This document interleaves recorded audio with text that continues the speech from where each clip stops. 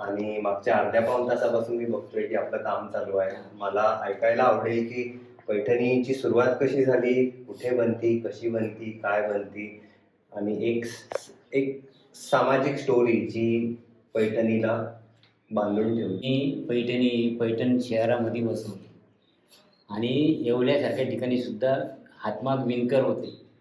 कालावधीने जसं पैठणी लयास गेली आणि पैठणचे लूम जवळजवळ बंद झाले. पण काही लूम हे चालू होते तिथं आणि कालांतराने येवल्यात विणकर असल्यामुळं पैठणची जी पैठणी ती येवल्यात सुरू व्हायला लागली.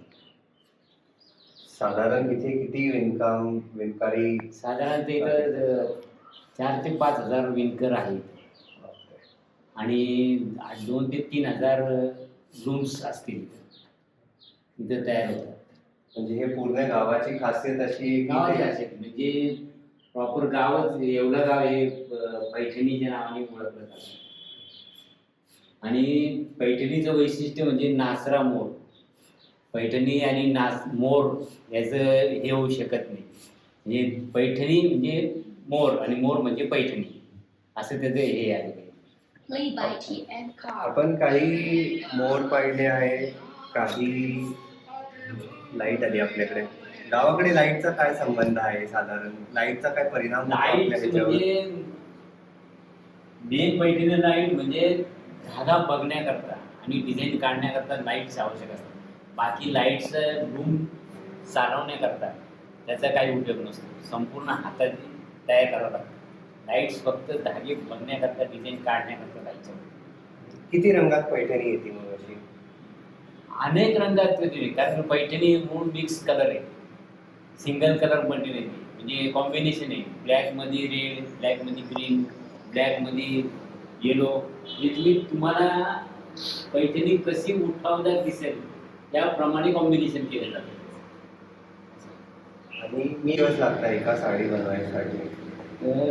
डिझाईनवर डिपेंड आहे साडी बनवण्यावर. आता ही जी आपली जी 3 प्रकार सांगितले त्यातला हा एक गोटी म्हणतात. म्हणजे आता हा जो एक गोटा चालतो याला लागतात 12 ते 15 दिवस.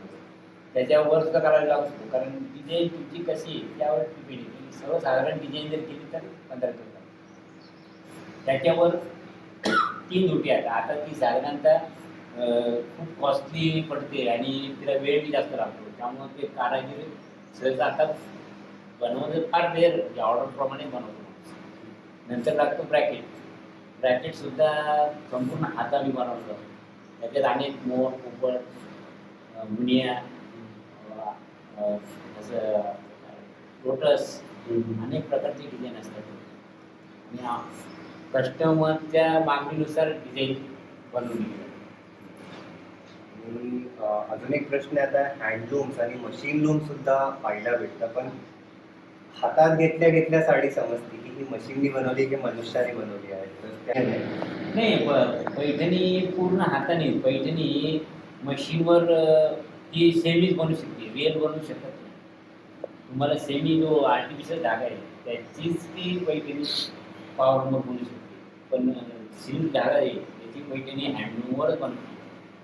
सिल्क धाग्याची पैठणी पॉवरवर बनत नाही. आणि सगळ्यात महत्त्वाची गोष्ट म्हणजे आम्ही ऐकून आहे की सिल्वर आणि गोल्ड, चांदी आणि सोन्याची जरी असायची हो अगोदर. आहे ना आणि आज बी आहे.